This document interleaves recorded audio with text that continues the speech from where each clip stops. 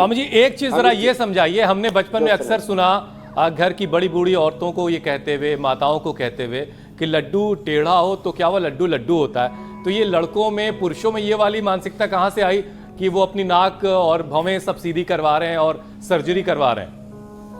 ये बीमारी कैसे लग गई?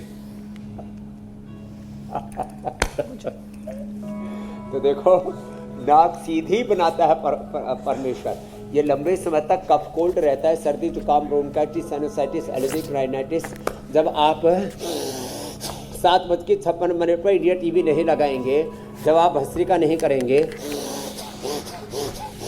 कपालभाति नहीं करेंगे, ज़्यादा आप जंक फूड फास्ट फूड खाएंगे, ज़्यादा चॉकलेट खाएंगे, ज़्यादा कोको कोला पेप्सी पिएंगे, तो ये नाक अंदर से जाम हो जाती है। फिर बेचारी लंबे समय तक आप उसी परिस्थिति में उसके ऊपर क्रूरता अत्याचार करते हैं, बार बार उल्टा पुल्टा खाते हैं, तो नाक टेढ़ी हो जाती है। तो प्रकृति परमेश्वर ने सबकी नाक सीधी बनाई हुई है, ये टेढ़ी हम करते हैं।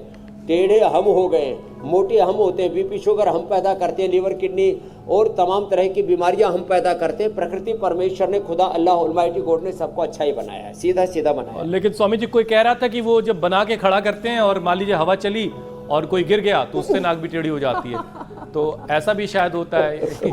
ये भी बताया जाता है। बहरहाल स्वामी जी, अब अगला विषय मैं आपके हवाले करता हूँ।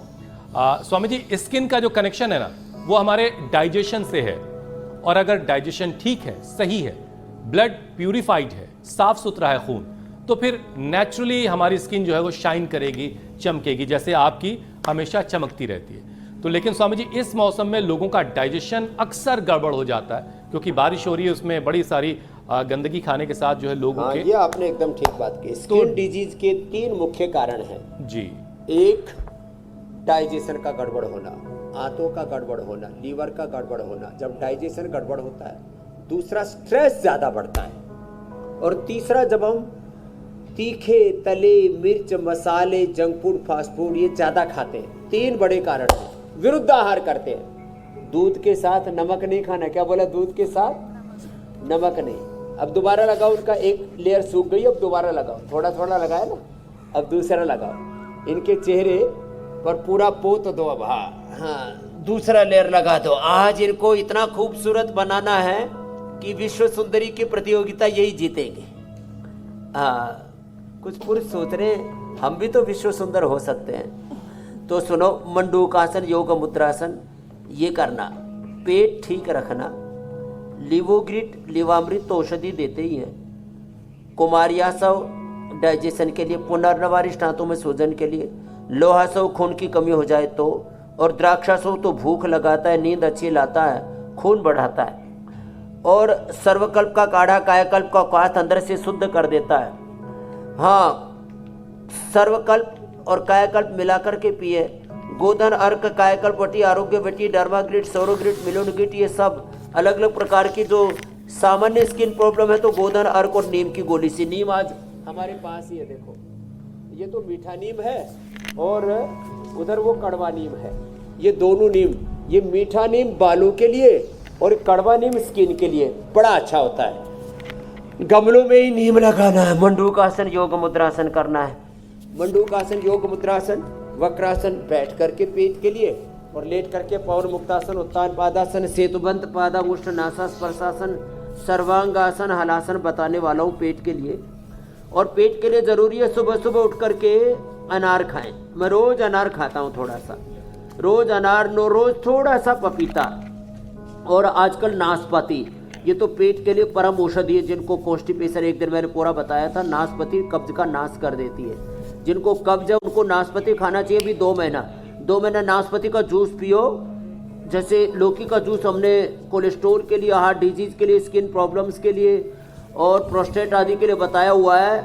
एंटी कैंसरस भी है उसमें प्रॉपर्टी, तुलसी और काली मिर्च के साथ। तो खैर, जिन लोगों का पेट गड़बड़ है नाशपाती खाएं जी। नाशपाती से कॉन्स्टिपेशन का नाश हो जाएगा। और जिनको कोलाइटिस है उनको कोलोग्रिट, कुटजारिश, कुटज, घनवटी तो बताते ही है। उसमें साथ में सबसे बड़ी बात है, जिनको कोलाइटिस है उनको दूध, मीठा और घी बंद कर देते हैं। खैर, तो पेट की और गैस बनती है तो थोड़ा गैस और हिंगवाष्टक, लवण भास्कर इसका सेवन करवा देते हैं। ये पवन मुक्तासन, उत्तान पादासन। खाली पेट थोड़ा फ्रूट्स का सेवन करना चाहिए। सुबह सुबह ही जब कुछ लोग पेट पर अत्याचार करते हैं, 5-5 पराठे ठोक लेते हैं, हे मेरे राम, दलिया में मैंने कहा दलिया खाओ तो थाली भर के दलिया खाने लगे। मैंने कटोरी भर बताया था, ये थाली भर भर के खाने लगे। ये गड़बड़ नहीं करनी चाहिए। देखो अच्छा स्वामी जी, एक बड़ी दिलचस्प सी बात है। हमारे एक मित्र हैं, वो एक दिन मुझसे कहने लगे स्वामी जी कि यार दिखता तो मैं भी अच्छा हूँ यार, मैं भी स्मार्ट लगता हूँ। मैंने कहा हाँ लगते तो हो, लेकिन ये जो 2 कुंटल वजन कर रखा है तुमने अपना, एक गेंद की तरह से लगते हो, बड़े क्यूट से लगते हो, तो थोड़ा सा वजन कम कर लो तो और ज़्यादा खूबसूरत लगोगे। तो स्वामी जी ये वजनी लोग लगते तो क्यूट हैं, लेकिन मामला गड़बड़ है, तो वजन कम करवाना भी बड़ा ज़रूरी है।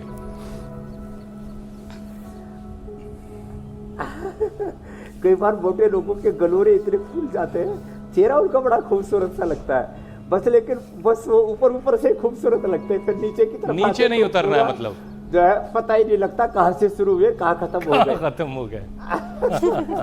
तो देखो ये जो पेट का मोटापा बढ़ जाता है ना, ये ऐसे, ये पेट का मोटापा कम करने के लिए ऐसे, फिर ये थाई बटक सिप्स जो तगड़े तगड़े हो जाते हैं ना।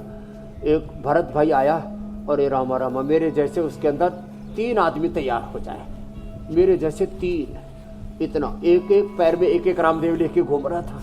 फिर जो है आपने कल परसों योगाग्राम में भी देखा, एक भाई वो भी 2.25 क्विंटल का। मैंने कहा भाई थोड़ा कम कर लो, ये पादवृत्तासन कर लो, गोधन अर्क मेदोहर वेट गो लौकी का कल्प कर लो, साग सब्जियां, फल फ्रूट्स वेजिटेबल्स ये ज़्यादा खाओ, अंकुरित।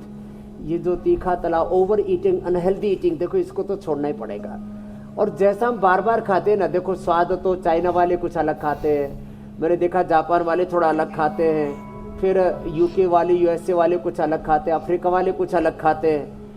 सच्ची बात कह रहा हूँ आपको, ये जैसा हम बार बार खाते हैं ना, वैसा ही हमारा टेस्ट बड्स हमारे एक्टिवेट हो जाते हैं और वैसा ही हमारी आदत हो जाती है। तो देखो ये 3 अभ्यास तो सीधे लेट के, 2 अभ्यास उल्टे लेट के, भुजंगासन सर्वासन, फिर 2 अभ्यास बैठ करके मोटापा के लिए।